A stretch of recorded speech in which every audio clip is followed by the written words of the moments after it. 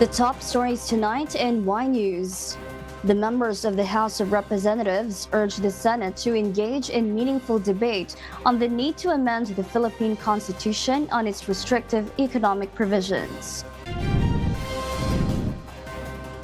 The Commission on Elections, or COMELEC, leads resumption of the continuing voter registration at Kalayaan Island. The Bangko Sentral ng Pilipinas, or BSP, says foreign direct investments hits $1 billion in November 2023.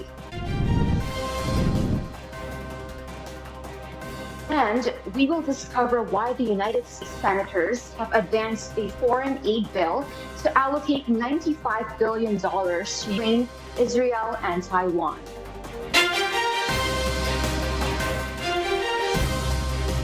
Good evening, Philippines and the world. Today is Monday, February 12, 2024. Join us in the next hour as we deliver today's top stories around the Philippines and in other parts of the world. I am Marvi Delfin. We are also seen in 1,935 satellite monitoring centers nationwide and via live streaming worldwide through the UNTV News and Rescue social media channels. Ian Katihano.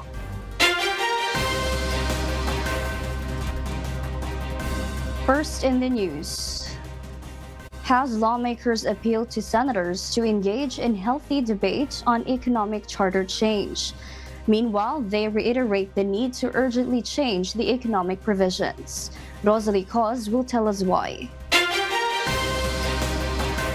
The members of the House of Representatives need to engage with their counterparts in the Senate in meaningful debate when it comes to the need to amend the Philippine Constitution on its restrictive economic provisions. This is the response of Marikina 2nd District Representative Stella Kimbo, Vice Chairperson of the House Committee on Appropriations, to Senator Nancy Binay's wish, which was for members of lower chamber to stop parliamentary bullying. According to the senator, the behavior of some members of the two chambers of Congress has fallen too far below the standard. Ang kailangan po natin sa ngayon, healthy and democratic debate. So hindi po tayo pwedeng manahimik dahil napaka-importante po ng problemang hinaharap natin. This is amid the ongoing conflict between the Senate and the House over amending the 1987 Constitution. House Deputy Speaker, Quezon 2nd District Representative David J.J. Suarez denied the allegation of parliamentary bullying on House members. Wala namang bullying na nangyayari. I think what the Senate is seeing is that the House is more vocal when it comes to national issues. For House Solons, the lower chamber and the Senate are now in a constructive phase on economic charter reform, following the statement of President Ferdinand Bongbong Marcos Jr. Lawmakers once again appeal to the Senate to urgently pass the resolution of both Houses number 6, which aims to amend several economic provisions of the Philippine Constitution.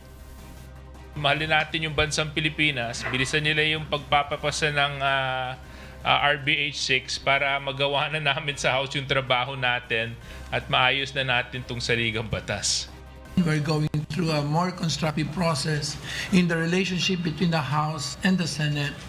But syempre may mga confliction po dyan dahil nga po kung syempre hindi rin mawawala na baka masyadong patagalin o masayang yung panahon.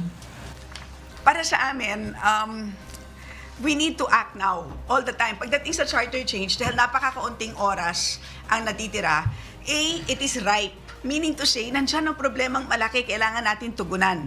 Ripe for action. But number 2, we have to do it now. Why? Kasi bukas, dadating na ang budget. Mauubusan na kami ng panahon. Meanwhile, the Senate's probe on the People's Initiative should be stopped, according to House Deputy Speaker Suarez, especially after the Commission on Elections, or COMELEC, suspended the proceedings in relation to the campaign. Absolutely. I follow the hearings for the two hearings that they've had. And wala po silang napatunayan na merong nakatanggap ng pera o di umano sa kapalit ng kanilang pirma. Siguro dapat doon nakafocus ang lahat ng mga energy, resources at kakayahan natin para masiguro natin na may pasakagad natin yung economic provisions sa ligang batas sa madaling panahon. In effect, I think we're shelving PI. That should be clear to them because that is the instruction of the President. Rosa Licos, UNTV News and Rescue. We serve the people, we give glory to God.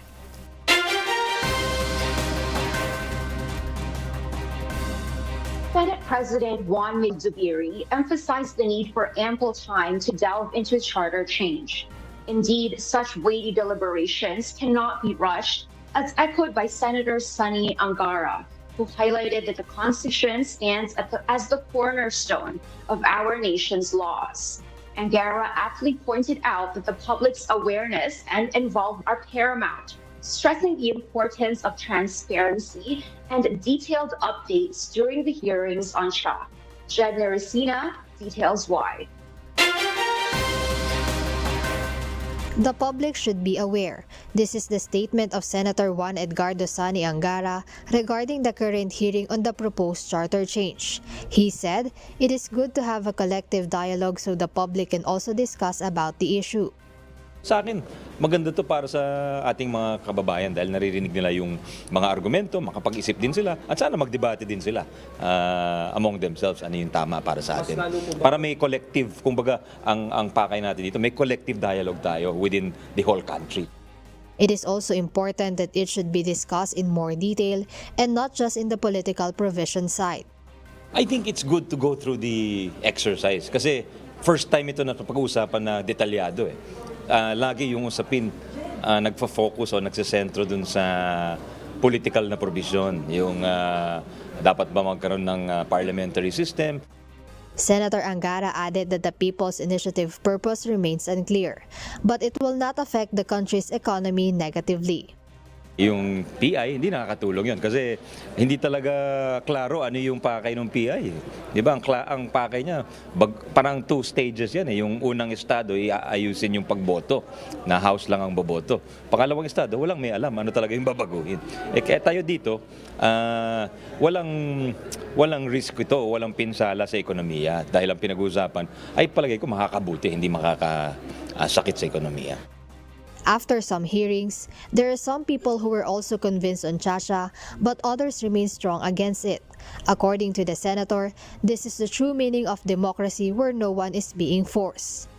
Palagay ko may nakukumbinsi, merong tumitigas din yung kanilang posisyon against. Tingin ko, kasi kita mo yung resource persons, iba-iba yung mga sinasabi eh. So talagang what we're seeing is, ito talaga yung demokrasya. Future generations can still decide if they will still push the charter change if this will not be pushed through this time. That is why the Senate made sure that comprehensive and expert resource people are being invited in the hearings. Kung di tayo nagtagumpay dito, hindi natin nakuha yung 18 boto, andyan yung records, di ba? So future generations can decide. Jed Neresina, UNTV News and Rescue. We serve the people, we give glory to God. The Commission on Elections, or COMELEC, took the helm in launching the commencement of the ongoing voter registration drive, and it's not just anywhere, but at the heart of our nation's sovereignty, Kalayaan Island. Meanwhile, the first day of voter registration proceeded seamlessly in Quezon City, as attested by residents who completed their registration process today. JP Nunez will tell us why. The Commission on Election, or COMELEC, proved that distance is not a hindrance to register qualified Filipinos. In fact, in today's resumption of the continuing voter registration, the poll body led by Chairman George Erwin Garcia and Commissioner Ernesto Ferdinand Maceda Jr. went to the Calayan Municipality in the West Philippine Sea. Marapat lamang na ang COMELEC ay magpakita at magpatunay na kaya namin puntahan ang kahit saang parte ng ating bansa, maiparehistro lang ang ating mga kababayan. Nakakatuwa po sapagkat napakadami nagpaparehistro dito sa Pag-asa. Despite the challenges posed by geographical remoteness, over 1,000 residents in the area were given the opportunity to register. Garcia emphasized it was a symbolic move by the Commission to also assert the country's territorial integrity. No other state has the right in the area except the Philippines. Wala namang kaduda-duda, ang kinatatayuan nating lupang ito ay lupa at pag-aari ng Pilipinas. The fact na nandito ang COMELEC, nagpaparehistro tayo ng ating mga kababayan, mga Pilipino, nangangahulugan Pilipinas ito. The Armed Forces of the Philippines Western Command or AFP Westcom assures the safety of the residents in the entire duration of the registration. Nakikisa po kami sa mga activities ng COMELEC dito sa Pag-asa Island. Ito po ay pagpapatunay na ito po ay atin ang pag-asa, atin ang kalayaan, West Philippine Sea, atin po ito. Meanwhile, in Quezon City, residents from 6 districts flocked to the COMELEC satellite office in Barangay Bago Bantay for the commencement of voter registration for the 2025 midterm elections. To streamline the process and minimize confusion, floors within the building were designated for each district, ensuring an organized queuing system.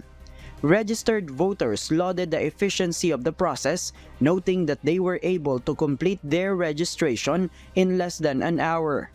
Mas mabilis ngayon kaysa dati. Pumila kami mga 11 yata, pero 11:50 nakaakyat kami. 11:30 tapos bilis. Opo, expectation namin po. Hanggang 2 p.m. po daw. Pero ano lang naman, mabilis lang naman. According to data from COMELEC, Quezon City saw 1.4 million registered voters during the 2022 national elections. A similar number is anticipated for the upcoming midterm elections in 2025. JP Nunez, UNTV, News and Rescue. We serve the people, we give glory to God.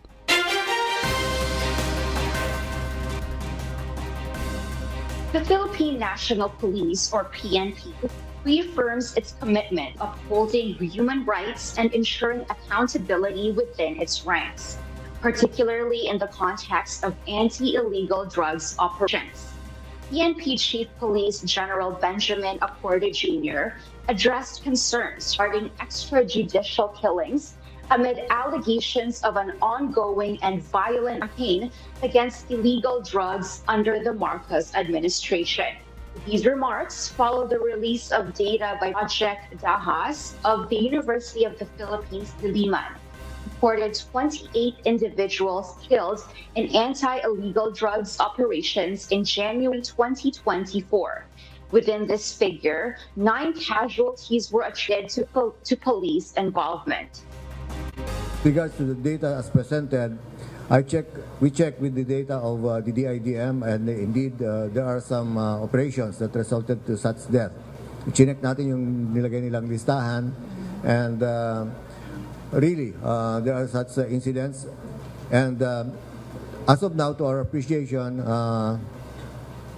these operations that resulted to some death is kumbaga, the use of necessary force doctrine was adopted. Meaning, even though it's not our wish talaga na may mamatay, but because of in the act of self-defense and other circumstances, such death resulted to this kind of operations. In response, General Acorde underscored the PNP's willingness to investigate any allegations of abuse or misconduct by its operatives.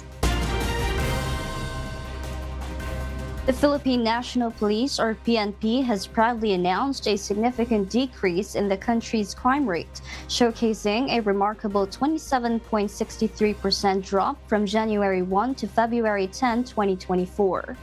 PNP Chief Police General Benjamin Acorde Jr. shared that the number of index crimes during this period has decreased to 3,246 from 4,485 incidents reported in the same period last year. Index crimes had decreased impressively by 27.63%, equivalent to 1,239 cases, from 4,485 to 3,246. Index crimes, which are considered serious offenses, encompass a range of offenses including theft, physical injury, rape, robbery, murder, homicide, motorcycle theft, and vehicle theft. In contrast, non-index crimes involve violations of special laws and local ordinances.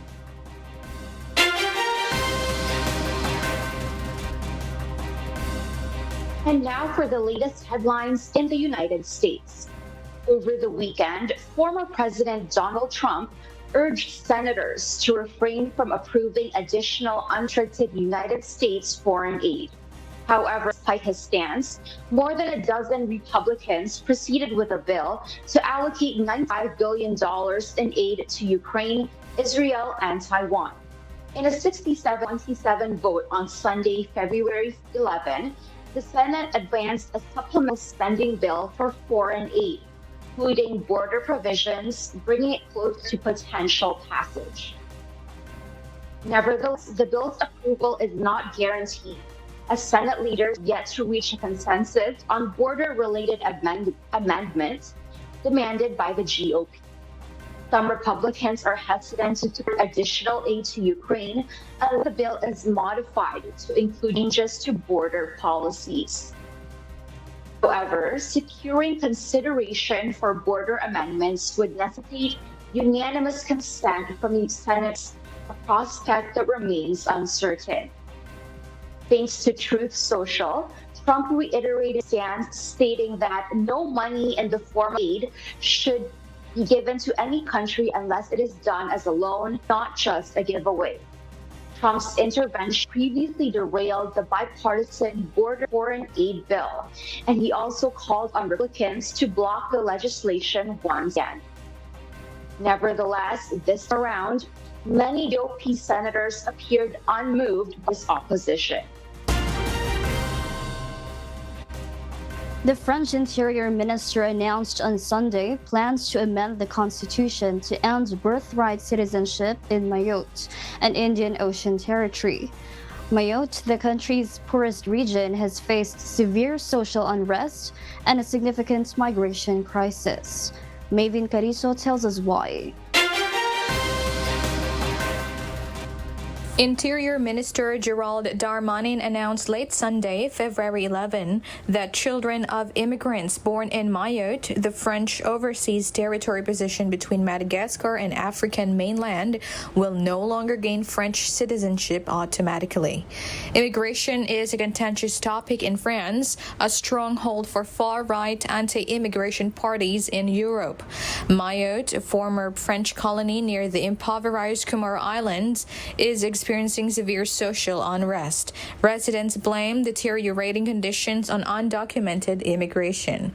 The region, much poorer than mainland France, has long struggled with gang violence and unrest, worsened by recent water shortages. Since January, residents have staged strikes and erected roadblocks to protest dire living conditions, leading to significant disruption in local infrastructure. Darmanin stated that the reform proposed by French President Emmanuel Macron will necessitate a constitutional amendment. This move follows less than 3 weeks after France's highest court invalidated significant portions of a recent immigration law aimed at tightening access to welfare benefits for foreigners and reducing the influx of newcomers into the country.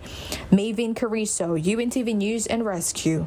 We serve the people, we give glory to God. The Bangko Sentral ng Pilipinas, or BSP, reported that investment inflows posted double-digit growth in November 2023 to mark the highest level in nearly 2 years, driven mainly by the expansion in debt instruments during the period. Nelva reports.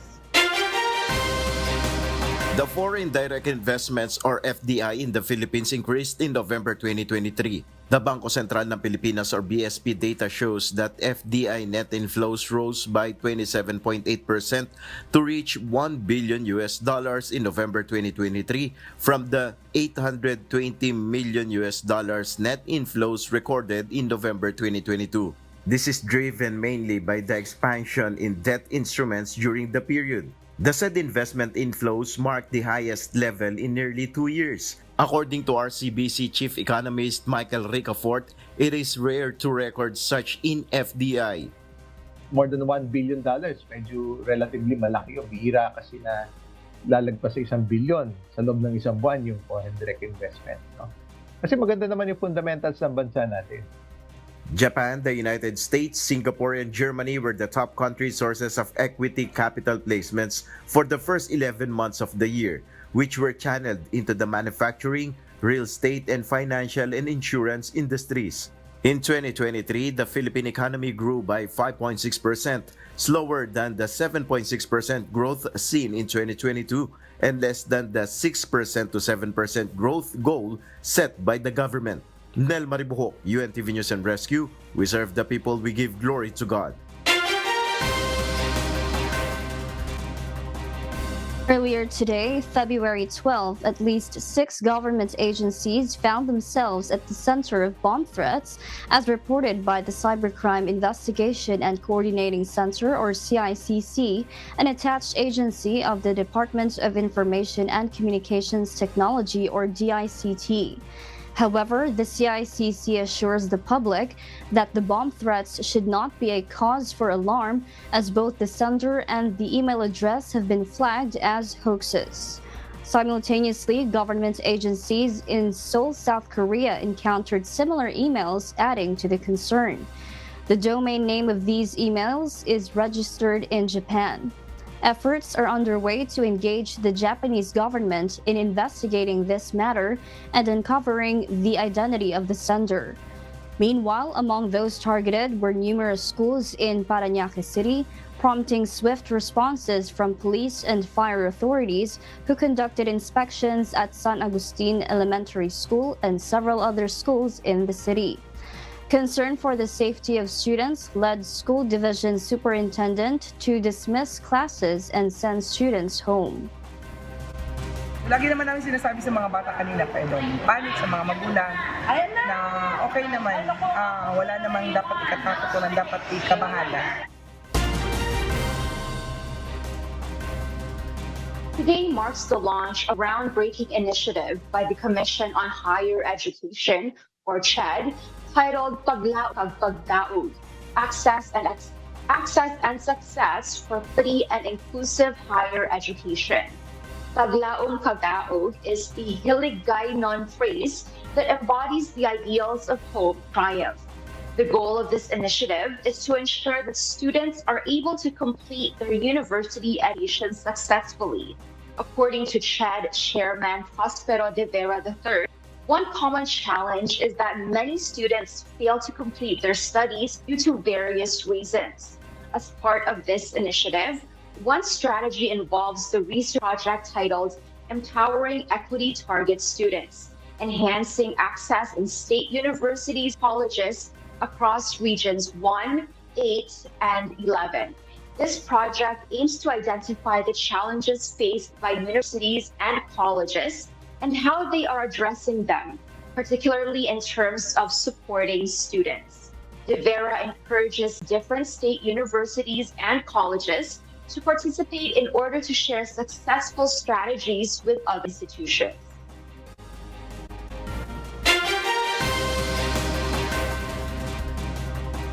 And in other global news, Alexander Stubb has been elected as Finland's new president in a victory he calls the greatest honor of his life. Paul Gatchalian will tell us why. The center-right National Coalition Party candidate narrowly won Sunday's presidential election in Finland and defeating Liberal Green Party's Pekka Haavisto by 3.2%. Haavisto congratulated Stubb, who he described as an experienced and competent person for the role. Meanwhile, the 13th president, who secured 51.6% of the votes, expressed his gratitude for the large number of Finns that voted. As the new head of state, Stubb will be responsible for the security and foreign policy of Finland in light of the country's recent NATO membership and rising tensions with Russia. The newly elected president is pro-European and has been a strong supporter of Ukraine, taking a tough stance on Russia. Stubbs stated in an interview last month that there will be no political relations with the president or the political leadership in Russia until they stop the war, a vision he has shared with Havisto. Paul Gatchalian, UNTV News and Rescue. We serve the people. We give glory to God.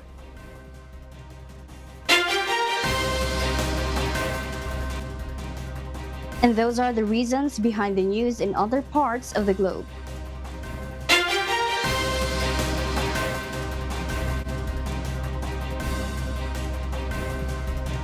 Rally Bataan, a remarkable event, unfolded as beginners and seasoned duathletes converged at KDR Adventure Camp to take part in the inaugural duathlon event.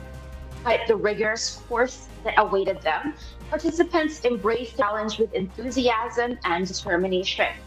One of the highlights of the event was the breathtaking scenery that greeted participants along the route. Gladys Tabi reports.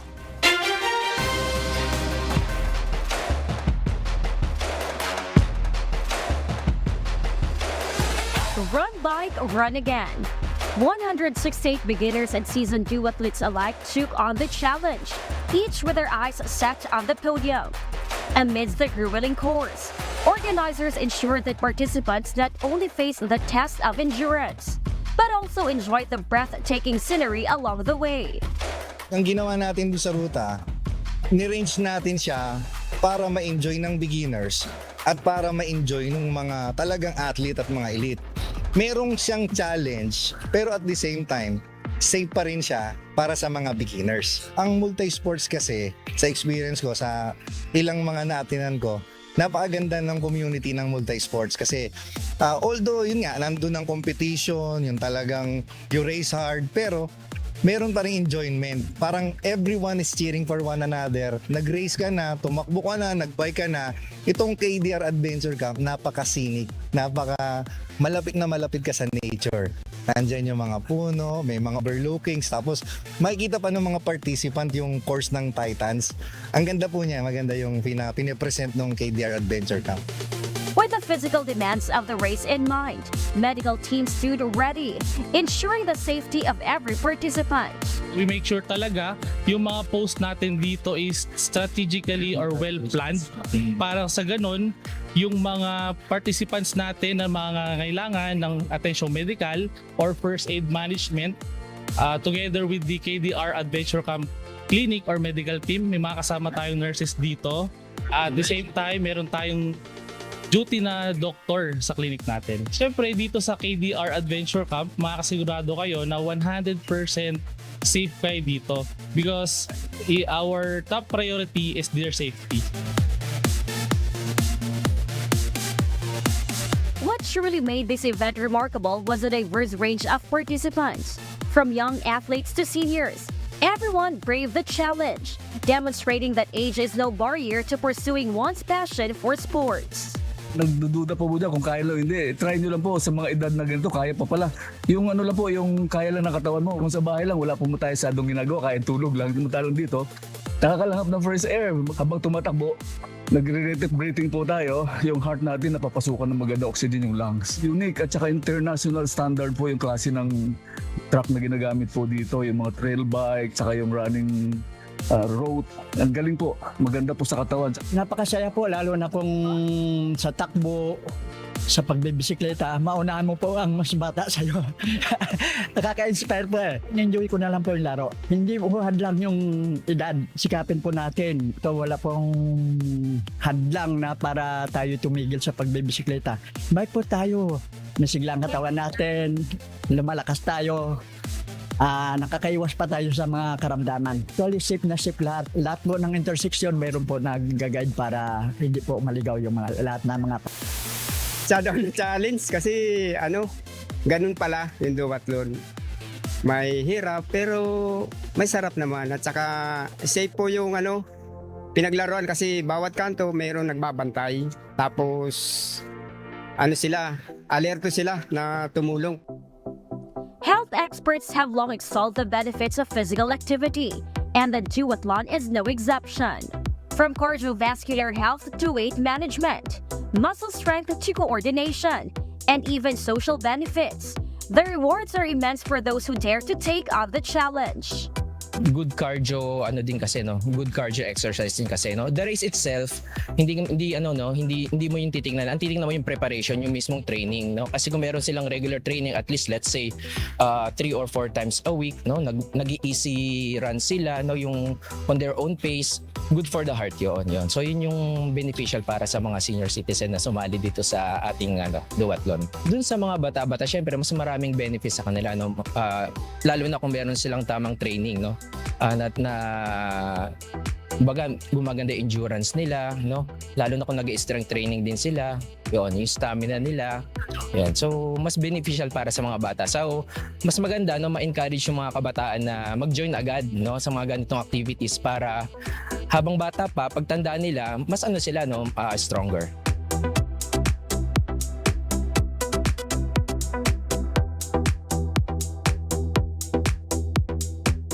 Jeric Angeles seized the top spot in the elite category.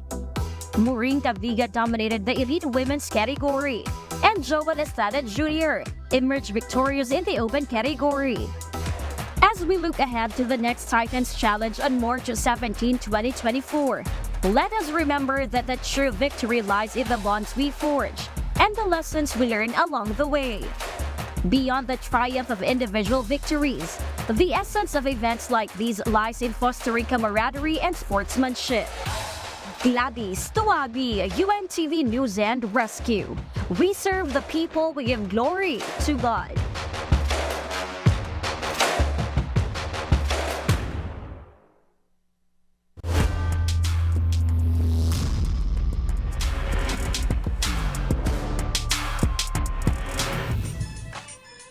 Once again, the defending champions, AFP Cavaliers, have rekindled their chance to secure an automatic ticket to the semifinals of UNTV Cup Season 10. This comes after their victory over the GSIS Furies yesterday. Meanwhile, the Senate defenders have also secured their spot in the quarterfinals after defeating the NHA Home Masters. JP Nunez will tell us why.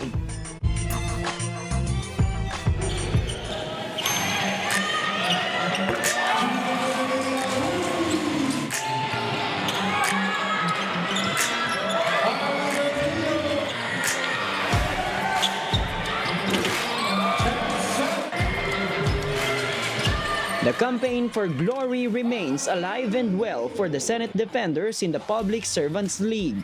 Their impressive victory against the powerhouse team of Coach Bennett Palad's NHA Home Masters with a score of 91-81 showcased the prowess of the defenders.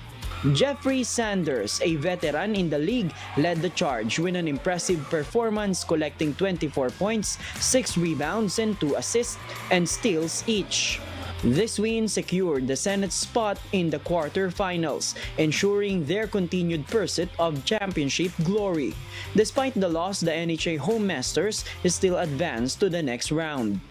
Yun nga, kagaya nung sinabi ko na dati na inconsistent kami sa games namin, especially sa down fourth ng 3 minutes. So sabi ko sa mga players, na maglaro lang tayo, be positive. Tanggalin natin lahat ng negative thoughts natin. Ibalik natin yung dating Senado kung paano tayo maglaro. So, yung preparation namin, well, ganun pa rin ginagawa namin. Sabi ko, we have to do extra effort, both defense and offense. Especially sa defense yun. So, ang pinagandaan namin yung NHA, yung mga key players nila, yun talaga, double effort talaga.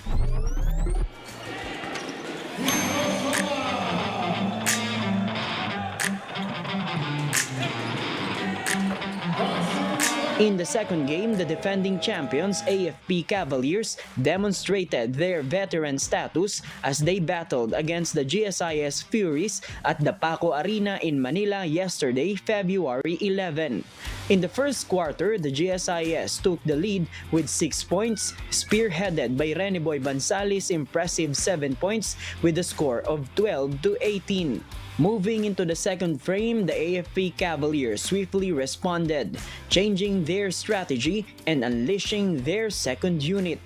Darwin Cordero led the charge for the Cavaliers with 8 points, including 2 crucial shots from beyond the arc. The momentum shifted as the AFP closed the gap, overtaking the GSIS with a score of 36-34 after erasing their 10-point lead.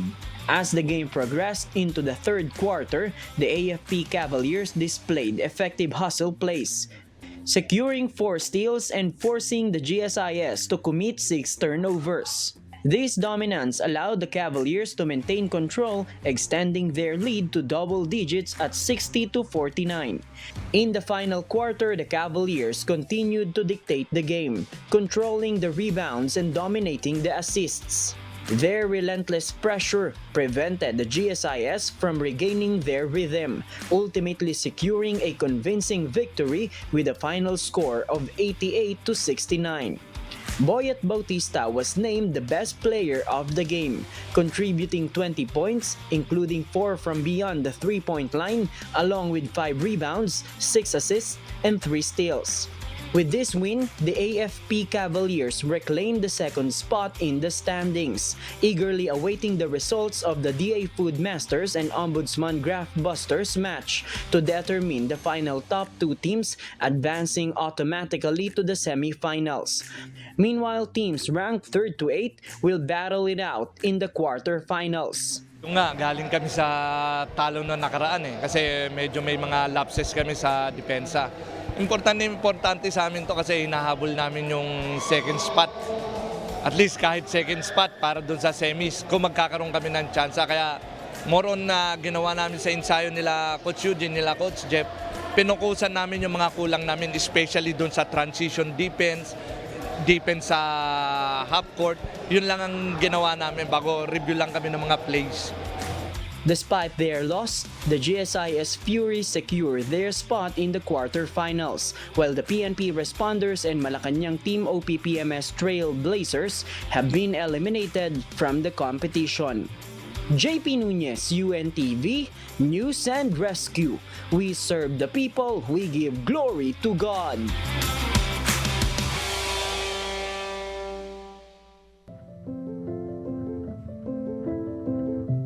Arkasang Bahay, as the world faces these trying times, amid the various challenges and uncertainties, we are inviting everyone to join the global prayer for humanity.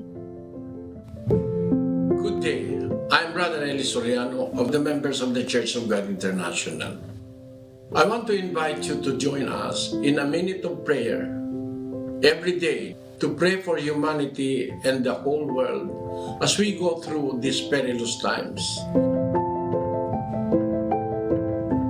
While safety measures like washing of hands and strengthening of our immune systems may help us through this horrible predicament, there is still no precaution or cure more powerful than God's mighty intervention.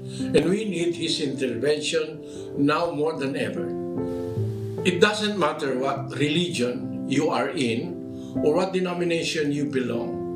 This is an invitation for all the people around the world who cares for the future of their family, friends, loved ones, and humanity as a whole. Everybody is welcome to pray with us. For more details, you can check out the description box below. Thank you very much, and I hope to hear from you soon. May God bless you.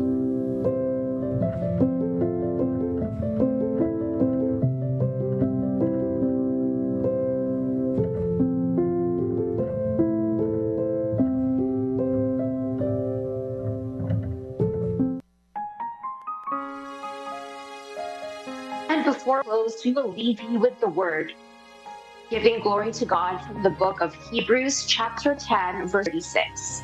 It says, "For ye have need of patience, that after ye have done the will of God, ye might receive promise."